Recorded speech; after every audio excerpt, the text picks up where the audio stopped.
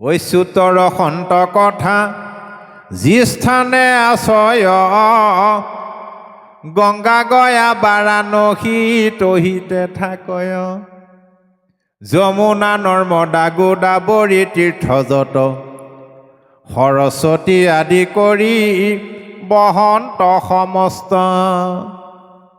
য'তেই কৃষ্ণ নাম আছে, য'তেই কৃষ্ণ কথা শ্ৰৱণ কীৰ্তন হৈ আছে, তাতেই যমুনা নৰ্মদা গোদাবৰী গংগাকে আদি কৰি যিমান তীৰ্থ আছে বোলে সমস্ত আজি বৈ আছে ইয়াত। সেইকাৰণে ভকত তীৰ্থ শ্ৰেষ্ঠ। ভগীৰথে প্ৰমাণ কৰি থৈ গ'ল, গংগাতকৈ বোলে ভকত শ্ৰেষ্ঠ। ভগীৰথৰ পূৰ্বপুৰুষসকলে যেতিয়া শাপাগ্ৰস্ত হৈ শিল হৈ আছিলে, তাৰ পৰা পৰিত্ৰাণ পোৱাৰ উপায় ঋষিসকলে দিছিলে, যদি গংগাক কোনোবাই মৰ্ত্যলৈ নমাই আনি তেওঁলোকক স্পৰ্শ কৰাব পাৰে, সাপৰ পৰা পাপৰ পৰা মুক্ত হ'ব। এই কথাটো জানি বহুকাল ধৰি ভগীৰথে গংগাক স্তুতি প্ৰাৰ্থনা কৰি আছিলে। একালত গংগাদেৱী সন্তুষ্ট হৈ ভগীৰথক ক'লে যে, বোপা ভগীৰথ, তোমাৰ স্তুতি প্ৰাৰ্থনাত মই পৰম সন্তুষ্ট হৈছোঁ, তোমাক কি বৰ লাগে?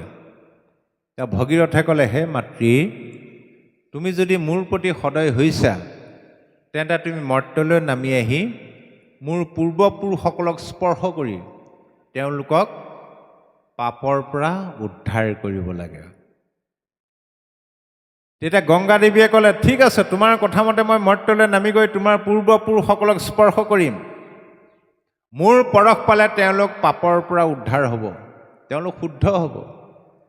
কিন্তু তেওঁলোকৰ পাপবিলাক আহি মোৰ গাত জমা হ'বহি, মই পিছত কেনেকৈ শুদ্ধ হওঁ?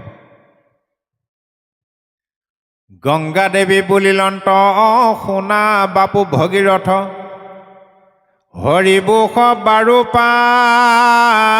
পাপচয়,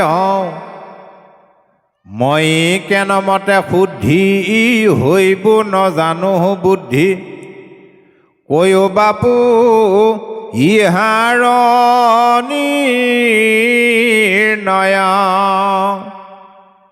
ভগীৰথে ক'লে, হে মাতৃ, তুমি অকণো ডৰ নকৰিবা, ভয় নকৰিবা।